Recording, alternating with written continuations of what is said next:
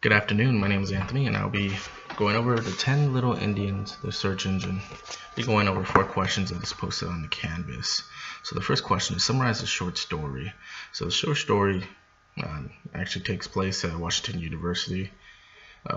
University I should say, and it's about Corliss, who is going through essentially a stereotype reservation who wants them to follow their strict rules. However, she's a pretty smart girl. Obviously she's at the university level, and she goes into a library. She ends up finding a book by Harlem, and this book actually makes her think a little bit furthermore into what she's doing currently with her life, or what pathway she's on.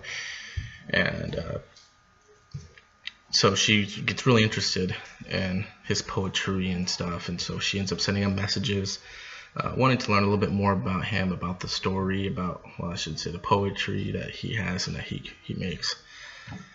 And truth be told, as soon as she emails him first, messages him, gets a hold of him, he starts off very rude, and wasn't the answer that she was looking for. So she continues to push forth and try to find this person to talk a little bit more about his poetry.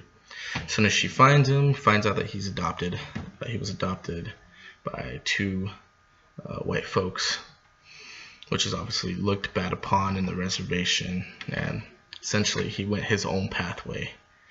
It's essentially the story. So compare and contrast the 2 main characters.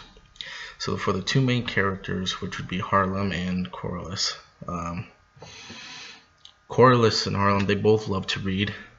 They did not want to do the reservation route. They did not want to be, working in blue-collar jobs.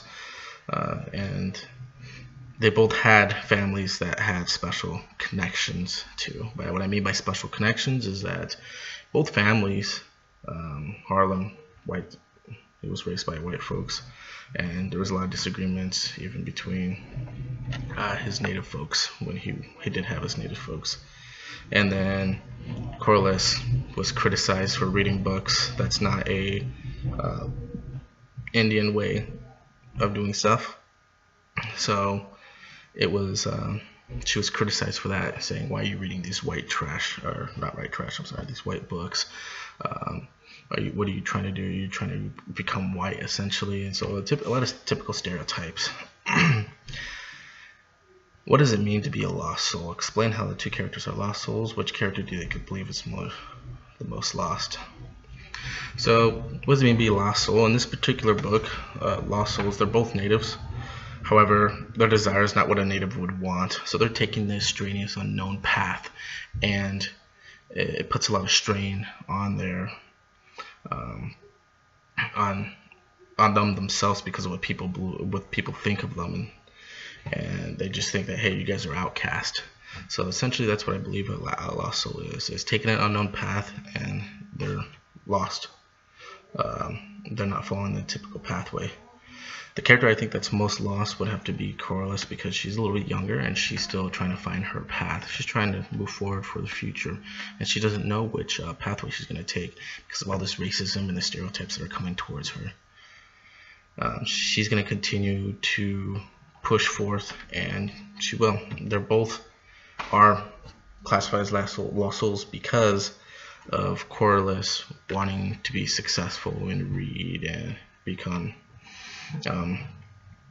something that would be classified as a stereotype of a white person, which would be intelligent or whatever they want to compare it to. While the person Harlem, he has already taken that path down, and he was raised by white people, so that was looked down upon.